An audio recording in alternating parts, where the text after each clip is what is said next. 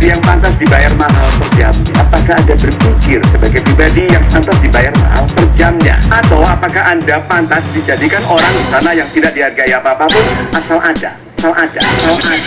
Kekurangan adalah tanda bahwa kelebihan kita belum terlihat. Sehingga orang tidak menghargai kita sebagaimana seharusnya. Semua orang bernilai.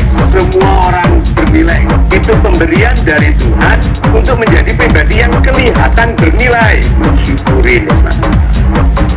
Orang baik itu mencari kasih sayang Tuhan. Nah, tanda bahwa kita disayangi Tuhan, kita disayangi manusia.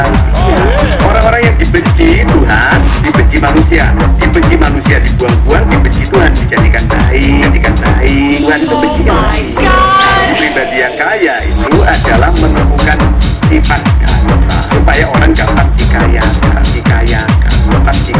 Orang menjadi kaya yang gampang miskin, mewarisi kekayaan dari orang tua, gampang miskin, karena tidak menemukan sifat dasarnya. Jujur, penuh hormat. Orang jujur, penuh hormat kepada orang lain. Rajin.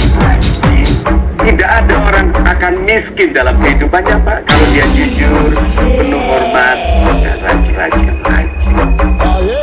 Kita itu berfokus pada kurangnya kita, tapi tidak melihat diri bahwa kita kurang baik. Kurang banyak dibayar oleh orang lain, marah. Tapi kurang baik dibandingkan orang lain, tidak benar. Bagaimana kalau kita obati rasa iri kita dengan ikhlas mengakui kita belum baik orang lain? Kalau mensyukuri kehebatan diri itu dalam bentuk pujian kepada Tuhan, itu sudah bagus. Syukuri kehebatan orang lain, itu dibutuhkan orang hebat sekali. Untuk mengatakan terima kasih Tuhan telah Engkau ciptakan orang sebaik dia. Pantas apabila dia lebih kaya dariku, dia lebih rajin, lebih jujur, lebih banyak manfaatnya bagi orang lain daripada.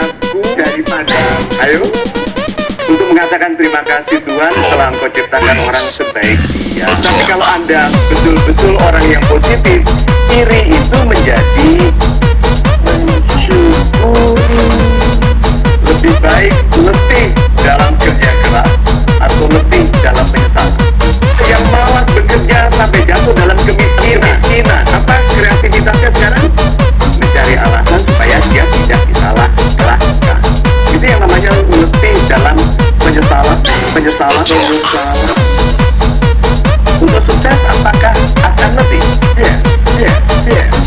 Orang sukses itu lebih letih daripada orang-orang yang belum, karena dia harus memelihara keberhasilannya.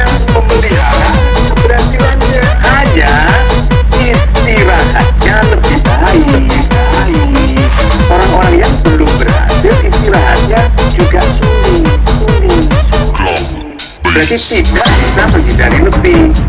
Letih itu harus, karena dalam upaya itu ada melebihkan gerakan menunda istirahat. Orang malas mendahulukan istirahat. Jadi sahabat-sahabat saya yang baik hatinya, kalau begitu orang yang menghindari letih itu harus ingat ya bahwa kita itu semuanya sedang balapan. Harus membangun IGC. Nah, IGC ini balapan dengan cost of living, biaya hidup. Nah, orang-orang yang terlambat, yang lebih karena biayanya lebih besar daripada IGC-nya. Apa yang menjadikan Anda dibayar? Bukan keterampilan, bukan sifat, bukan sikap, bukan kemampuan, bukan keahlian, kekhususan. Yang menjadikan Anda dibayar dan mahal itu kekhususan. Jangan batasi kemampuan Tuhan untuk mengkayakan siapapun. Betul. Kalau Anda akui itu, Anda harus berbesar hati.